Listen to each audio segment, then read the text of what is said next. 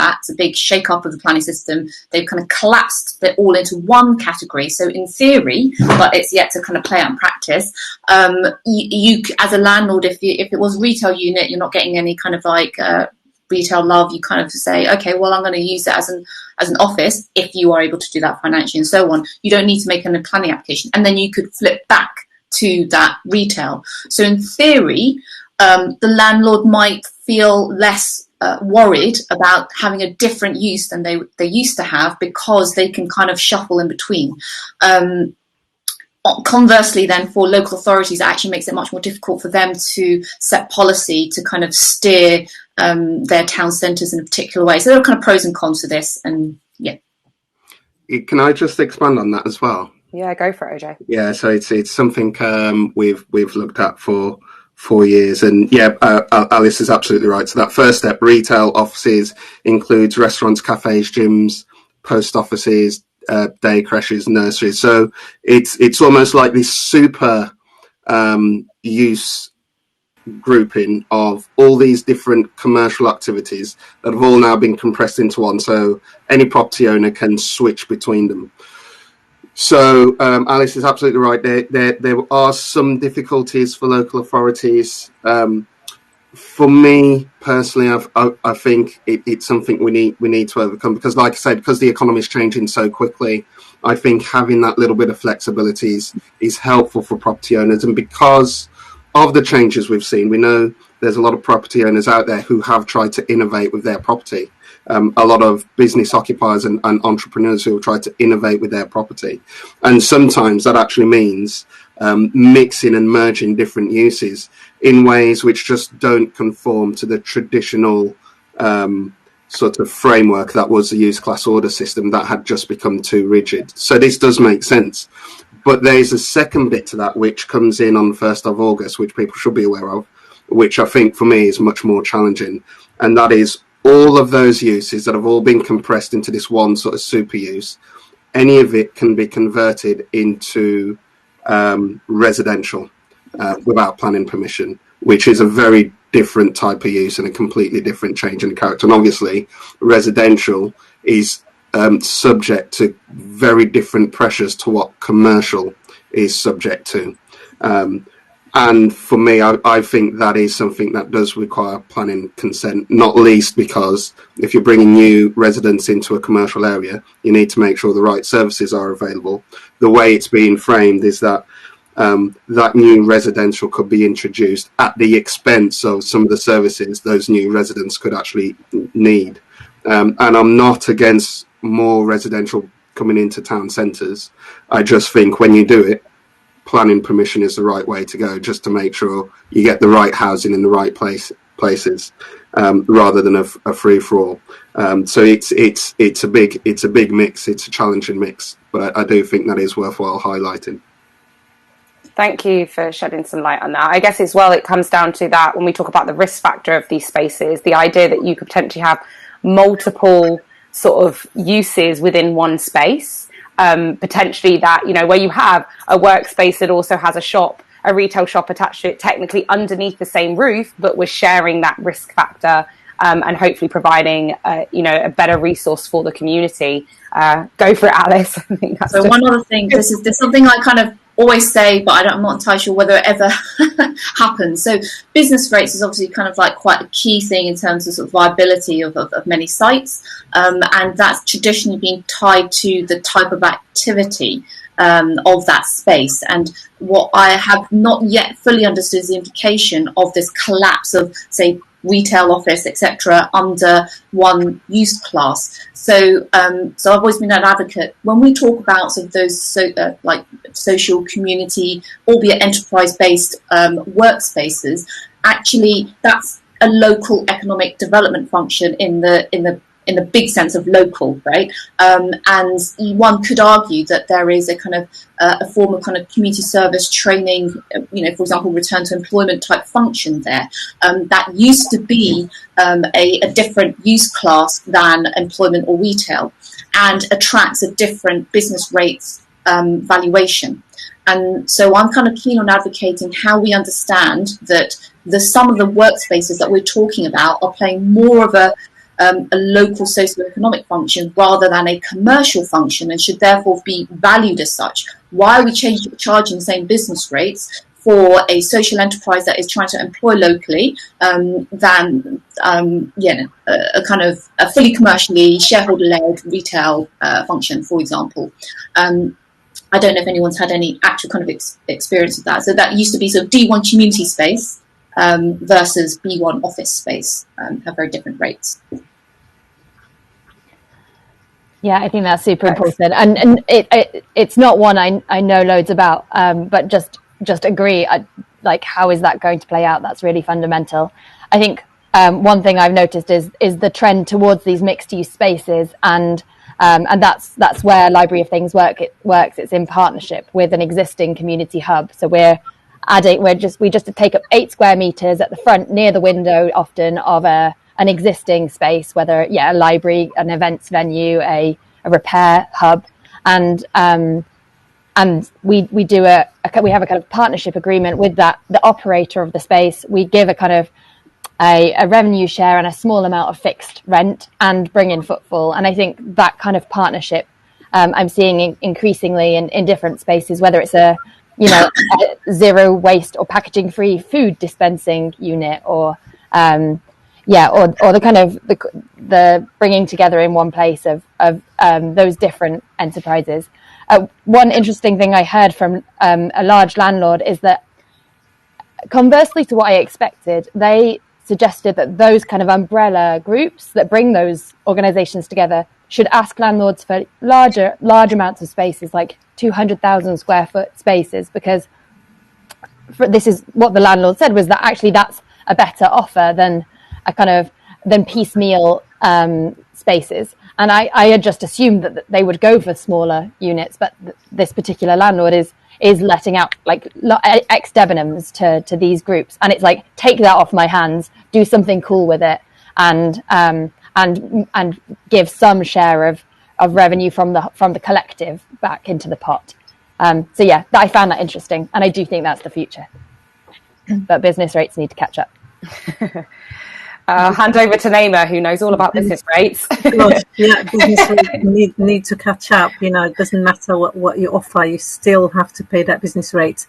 And this is one of the things that the GLA has been working on quite a lot, which is co-working spaces have paid heavily on. You offer a co-working space that has offer employment and business startup and growth and regeneration, and yet if you're not eligible for small retail business rate relief. So co-working have struggled quite a lot. So there's still a lot of work, there's lots of push for the government to change it, but unfortunately at the moment it hasn't. I've been running those workshops for the last 18 months, and so any of you here who need some advice and support on business rates, please get in touch with me. So anyway, I think I'm just going to get to Claire questions here. We are living in a post-industrial, post-retail estates period. How long will it take to understand the damage the property investments business model is doing?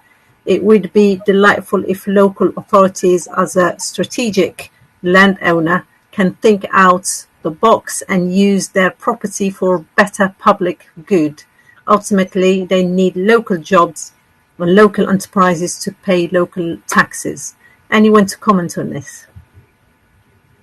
Yeah, I agree with that, and I think that's Claire referencing this thing of the sort of post-industrial, post-retail setting. I think is part of my point about the Industrial Revolution and the fact that our economy is changing significantly. And with that economic change, the change in the type of jobs in workforce, in how we work, that means significant changes in terms of the way we use property. And I just think there's a number of things which have very quickly fallen behind and are now doing us more harm than good. And it is that property investment model. And I think that partly is why we're seeing this shift in the balance of power from landlords to tenants. And Bex's example of a landlord saying, please just take this big Debenhams off my hands and do something cool with it. That wouldn't have happened 10 years ago. That wouldn't have happened 10 years ago. We're in a very different place now where now that can actually happen. And I think for us, we do need to acknowledge this massive change happening and then understand how we rebuild certain parts of our economy to make sure things work well again. Part of that is the property investment model. As everybody's just articulated well, I think part of that is the business rate system. The business rate system is about taxing commercial property to the absolute hilt in a way which across all commercial property is revenue neutral. So the way this works, every year the Treasury says we're going to collect, it's somewhere between 25 and 30 billion pounds a year from commercial property. That's how much we want to collect. And then it's just a case of who's putting money into the pot to make up that total amount.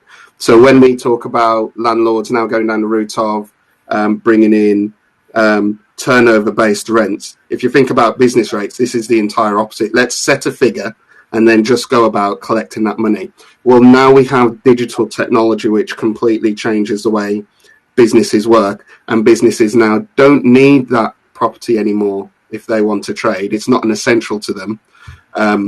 All of a sudden you see these weird things happening with business rates valuations because this revenue neutral system where the Treasury sets how much it wants to collect, then just goes out and collect it.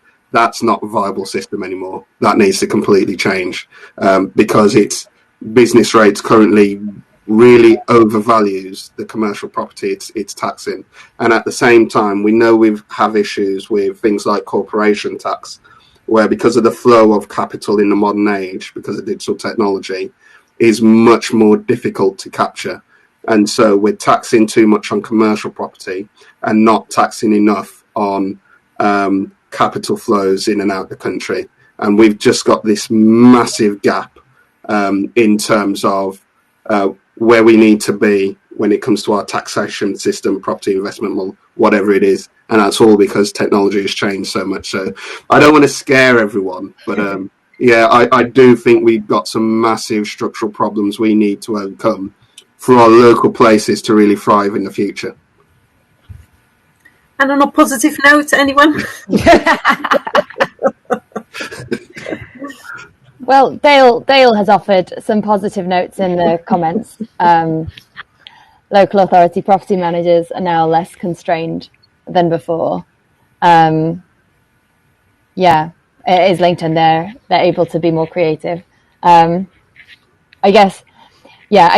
think Claire's question is on point. Like when do we stop seeing property as purely as an investment for rent extraction and start seeing it as a platform for local belonging and well-being and trade to support the things we know we need and like living sustainable lives affordably? Like, come on, like why are we even having this conversation? But I guess the systemic thing at the bottom of it is local authorities being cash strapped and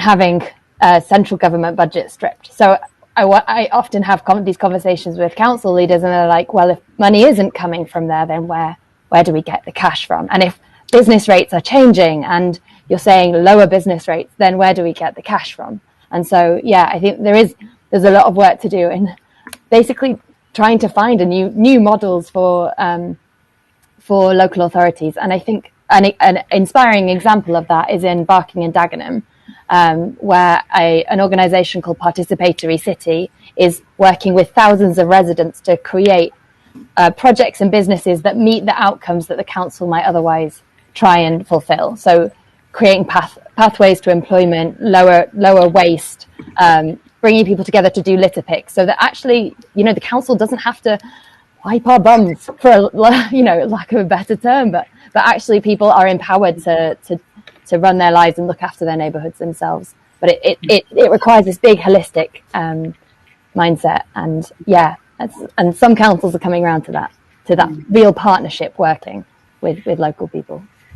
Thank you, Bex. It's actually literally what I was thinking when you were saying, council saying, but where do we get the cash from? And actually saying, the cash that you need, we're fulfilling that need with this project that we want to do, with this community that we're building. We are fulfilling that need that you're trying to get cash for. And it's at what point I guess it comes down to trust as well. At what point are these councils and in a position to actually trust that that's what's going to happen? And it's that middle point of the tipping of the scale. Stepping off the cliff edge is the scariest point to actually see it happen, and obviously everyone wants to look for an example, but where's the example of it, right? And that it's trying to find ways that we can, and Barking and Dagenham is a great example of how actually we can achieve this. I'm acutely aware of time, so in the last 2 minutes I would ask everybody that is currently watching, viewing, first and foremost, thank you so much for being so engaged in the conversation today and offering so many comments, questions and everything else. Please now use the final minute to drop in what you would like us to talk about next, any suggestions for future webinars, what are the other burning questions that you have, advice that you need to help support your business, your enterprise, your community. Please use the chat right now to add those suggestions in. Also, a huge thank you to our panelists. It's our first time on this space. Run the world. We are running the world. But thank you so much for everything that you've contributed. Another reminder to please go and fill out the Mayor of London report on co-working spaces today. I did mention it earlier. Bernie hopefully will re-drop that link into the chat for you. You only have today to fill it in. This is the deadline, so please go and do it. Put it at the top of the to-do list for today. Thank you so much for everybody taking part, and thank you again to our panelists. Thank you so much for taking part. Thanks, everyone. Thank you. Thanks, all. Yeah, thank you.